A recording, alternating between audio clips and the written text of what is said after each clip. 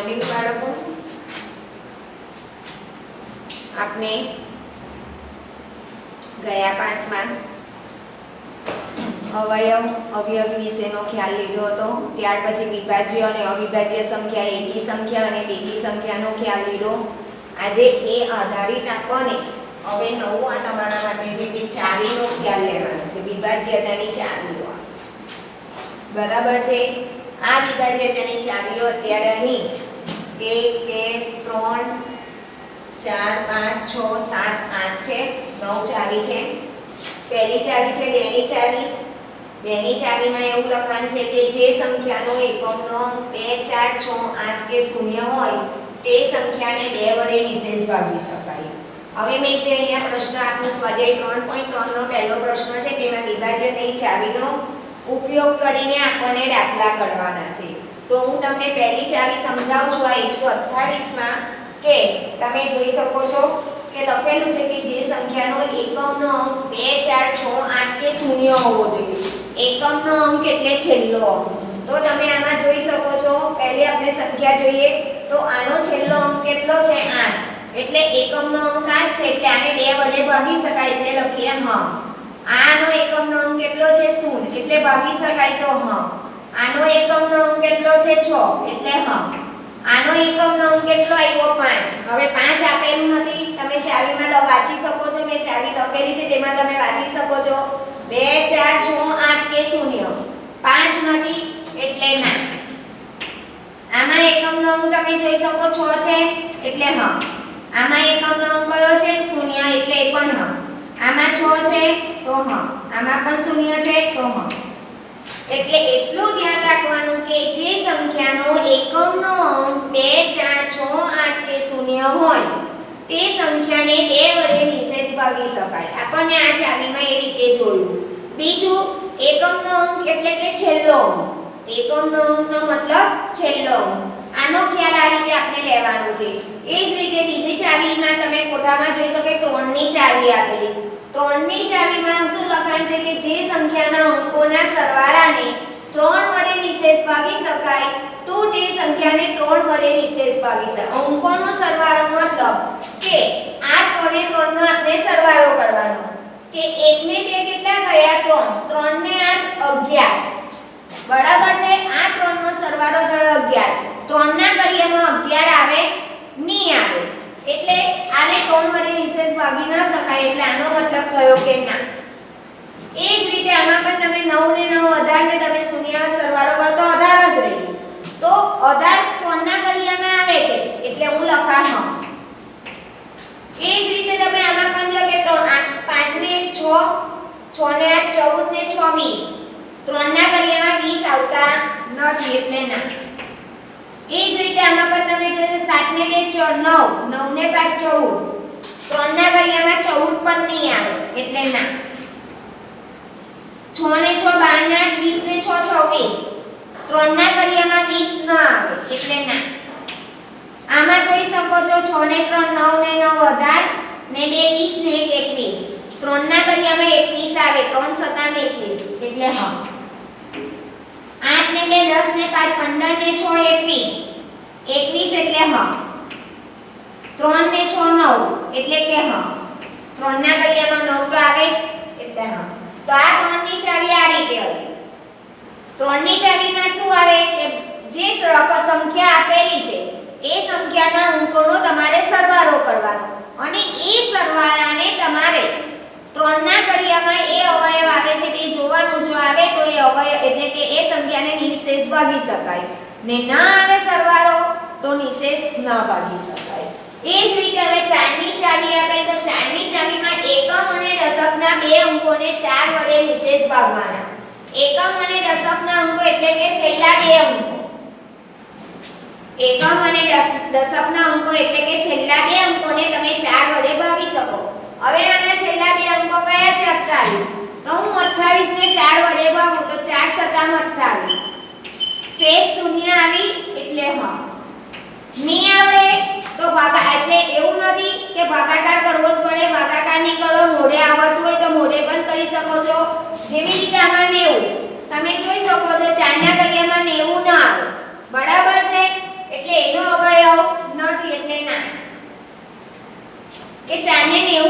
ભાગી શકાય નહીં.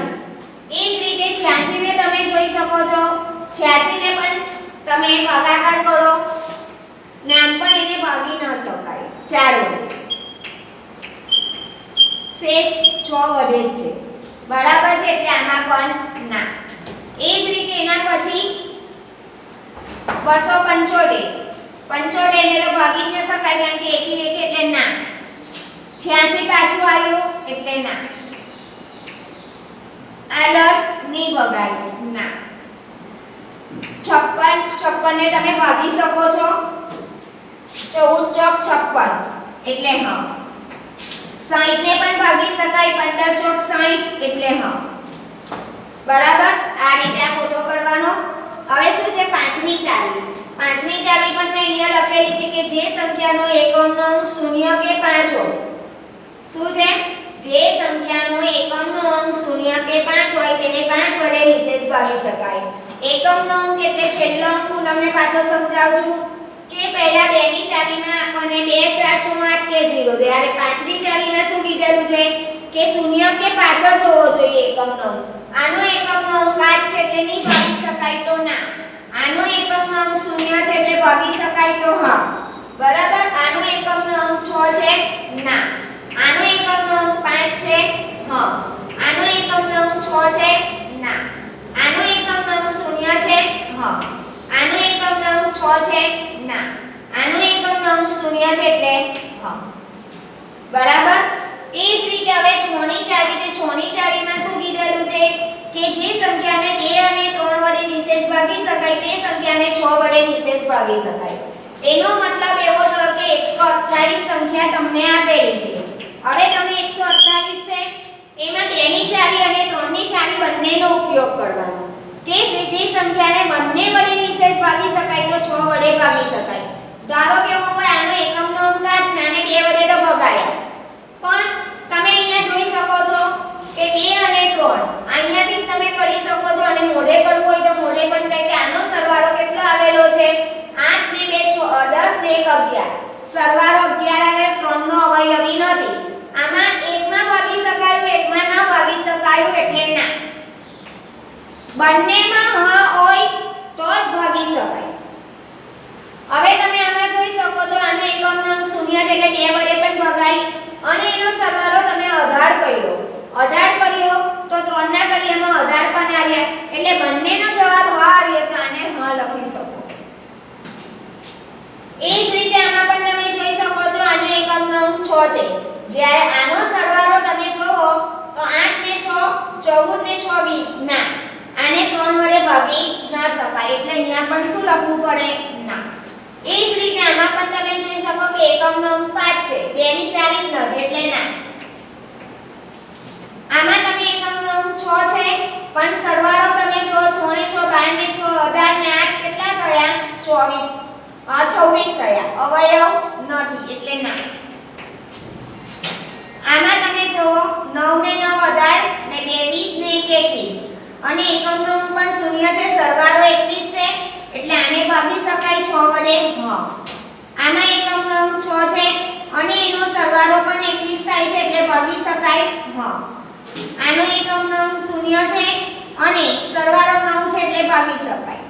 જો બંનેમાં હા હોય એટલે બંનેને 2 અને 3 વડે ભાગી શકાય તો એ સંખ્યાને 6 વડે નિશેષ ભાગી શકાય.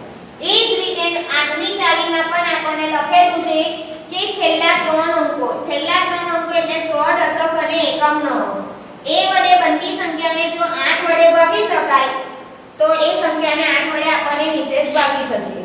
ધારો કે આ છેલ્લી 3 સંખ્યા 3 અંકની મોટી સંખ્યા કઈ છે 128. 128 ને તમે 8 વડે ભાગો તો 8 એકા 8 12 માંથી 8 ગયા 4 8 ચોક 48.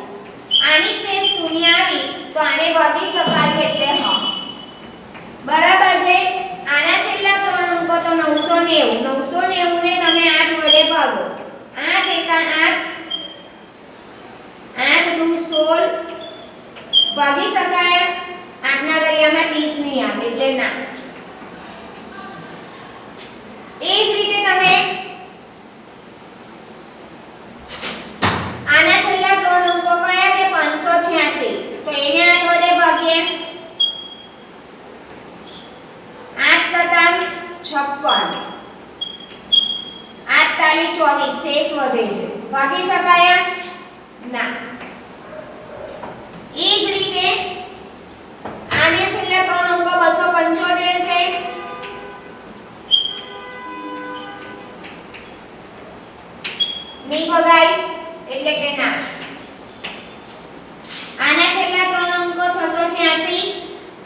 જોઈએ આપણને 8 વડે 8 વધ્યા 64 ની ભગાઈ. આમાં પણ છેલ્લા 3 અંકો 210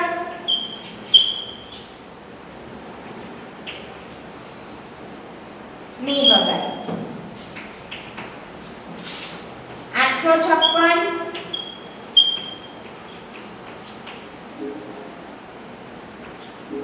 ભાગી શકાયા. હા, આમાં 60 ની ભાગી શકાય ના. આ રીતે આઠમી ચાવીમાં છેલ્લા 3 અંકોનો ભાગાકાર કરીને જો શેષ શૂન્ય આવે તો ભાગી શકાય, શેષ વધે તો ભાગી ન શકાય. હવે એ રીતે 9ની ચાવી પણ આપે કે સંખ્યાના અંકોના સરવાળાને 9 વડે નિશેષ ભાગી શકાય તો તે સંખ્યાને 9 વડે નિશેષ, જે રીતે 3ની ચાવી તમે કરેલી તે રીતે કે બધા અંકોનો સરવાળો કરવાનો અને એ સરવાળો 9 નો અવયવી હોય અથવા 9 વડે નિશેષ ભાગી શકાય તો તેને 9 વડે ભાગી શકાય. આમાં આપણને સરવાળો 8 ને 2 10 ને 1 11, 9 ના ઘડિયામાં 11 નહીં આવે એટલે ના. એ જ રીતે 9 ને 9 18, 9 ના ઘડિયામાં 18 આવે છે એટલે હા. 5 ને 1 6 ને 6 12 ને 8 20 નહીં આવે ના. 7 ને 2 9 ને 5 14 ના. 6 ને 6 12 ને 6 18 ને 8 26 ના. 9 ને 9 18 ને 2 20 21 ના. 9 ના ઘડિયામાં 21 પણ નહીં આવે. આમાં પણ નહીં આવે ના. આમાં આવે ને 3 ને 6 9 એટલે હા. એ જ રીતે 10ની ચાવી જો કે એકમનો અંક શૂન્ય હોવો જોઈએ. હવે આમાં એકમનો અંક 5 છે એટલે ના. આમાં એકમનો અંક શૂન્ય છે એટલે હા. આમાં 6 છે ના. આમાં 5 છે ના. આમાં 6 છે ના. આમાં શૂન્ય છે તો હા. 6 છે તો ના અને શૂન્ય છે તો હા. બરાબર. આ ચાવીના દાખલા આપના અહીંયા હજુ આગળ આવશે તેમ કરાવીશ, પણ આ 3.3 નો પહેલો પ્રશ્ન હતો કે જે સંખ્યાને શૂન્ય વડે આ જે ચાવીઓ આપેલી તે આપણે સમજાવી. હવે આગળના દાખલામાં આગળના પાર્ટમાં આપણે જોઈશું.